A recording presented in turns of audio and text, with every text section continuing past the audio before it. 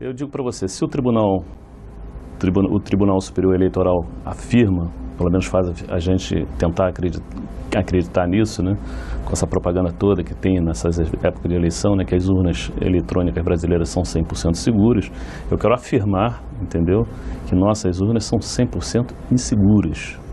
E eu quero explicar por quê para os nossos telespectadores. As nossas urnas são urnas de primeira geração. Por que a gente afirma que são de primeira geração? Elas foram desenvolvidas, o voto eletrônico começou no Brasil em 1996.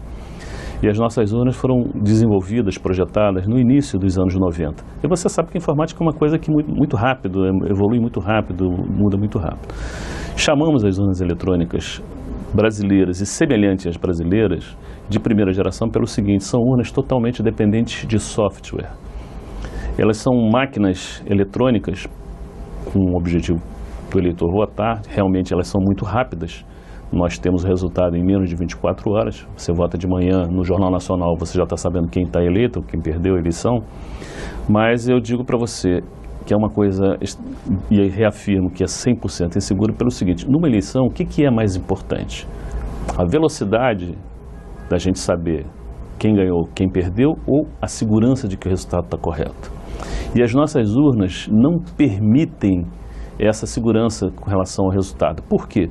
Porque são urnas, como eu disse, de primeira geração, totalmente dependentes de software, e o eleitor, que é o principal interessado nisso tudo, o eleitor que chega ali tem direito a um voto para eleger alguém, o eleitor não tem como comprovar que o voto que ele fez na máquina efetivamente foi contado corretamente. Isso é uma questão que aparentemente é muito simples, mas o simples fato de você escolher seu candidato, digitando aquele número, apertar a tecla verde, confirma, fazer o trilhilim da urna e significa o seguinte: o eleitor não sabe para onde foi o voto dele.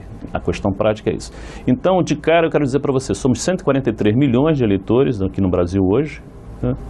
E uma maneira muito fácil de resolver isso, de tornar o nosso voto eletrônico 100% seguro, é que essa máquina imprima o voto. Por quê?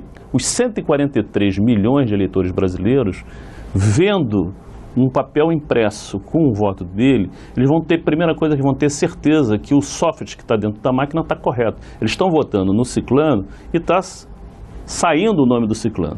Que se você depende de um programa, um software, acontece o seguinte, passarinho: esse software tem várias fórmulas de se alterar um resultado de software.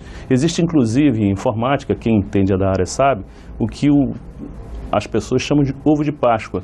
É um programa dentro do programa que é executado, faz a função dele e se apaga na hora que sai o resultado final. Ou seja, pode ter um programa subrepetício lá dentro da máquina que o eleitor, ninguém entende como é que funciona. O eleitor comum que eu estou falando não entende como é que funciona aquilo. Esse programa pode desviar votos do candidato A para o candidato B. Isso é uma coisa gravíssima, perigosíssima.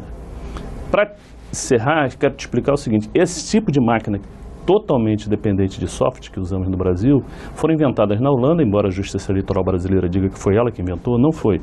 As primeiras máquinas de votar totalmente dependentes de software foram feitas na Holanda. E a Holanda abandonou por essa questão da insegurança do resultado.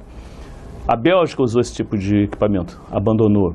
Os Estados Unidos também usaram isso, inclusive tem na internet disponíveis filmes sobre isso. A Universidade de Princeton, nos Estados Unidos, fez uma análise profunda desse tipo de máquina totalmente dependente, exclusivamente dependente de software, e chegou à conclusão que elas são totalmente inseguras, porque dependendo do programa que tem dentro dela, pode alterar completamente o resultado, e as pessoas não sabem, porque não tem como ver. Quando você fala da possibilidade... Então, quero afirmar, é impossível para qualquer ser vivo mortal, pode ser o cara maior autoridade mundial em informática, é impossível você conferir 17 milhões de linhas de código-fonte, não podendo levar nenhum lápis, uma caneta. Você pode ver as linhas na tela, você pode ver 17... Então, 17 milhões, os especialistas citam o professor Pedro Rezende, do Departamento de Ciência da Computação da Universidade de Brasília.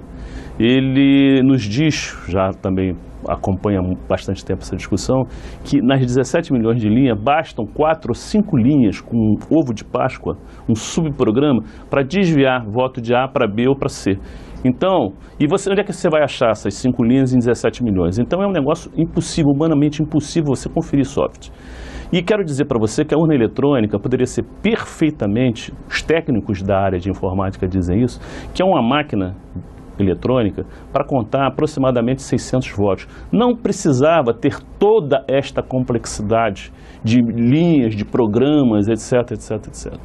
Depois de muito custo, é importante vocês entenderem que depois de muito custo, de muita insistência nossa, aos pouquinhos o TSE foi abrindo um pouco. Para você ter uma ideia da gravidade disso tudo, Passarinho, as urnas eletrônicas começaram a ser usadas no Brasil em 1996.